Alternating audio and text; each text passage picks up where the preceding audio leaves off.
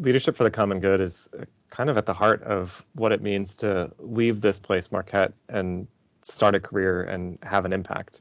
We need folks who are capable of identifying a challenge and then doing something about it. And that's kind of at the heart of leadership. But not just that, we also then need to begin building the group of folks that are going to be able to help address that problem. The real issues around us in the world are not things that we can just do one-off alone.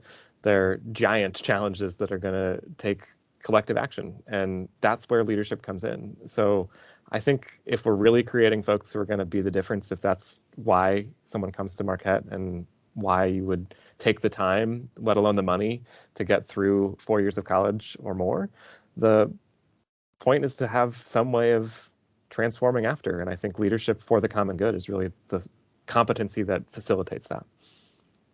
The larger tradition of Jesuit education is about cultivating leadership and forming folks to be good leaders. And so there are ample opportunities for our students to begin developing leadership skills. And some of these are really obvious things like being a leader in a student organization or taking leadership initiative in class discussions.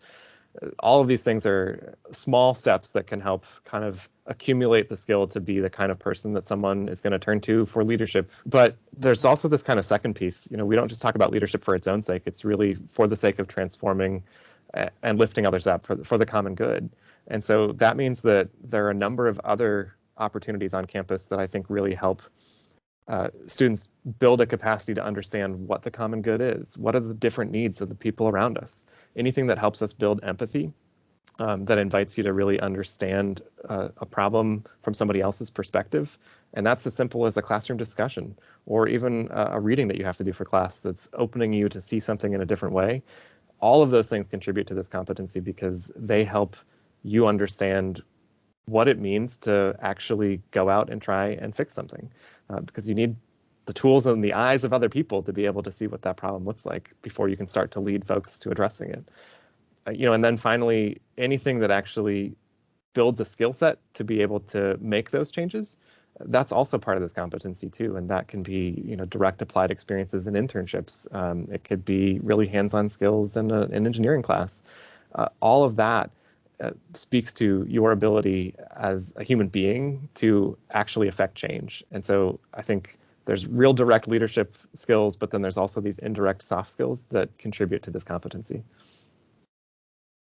We have a unique emphasis with this PFC at Marquette on leadership for the common good. So I think you would experience a promotion of leadership as a skill set almost anywhere you would go to college.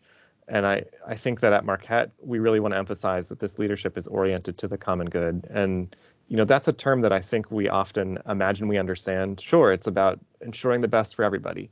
But the common good is a concept that actually has deep roots in the Catholic tradition that's behind Marquette. And what the Catholic social teaching will present for the common good is something defined as the good of all, which is, I think, how we often think about it, and the good of each individual.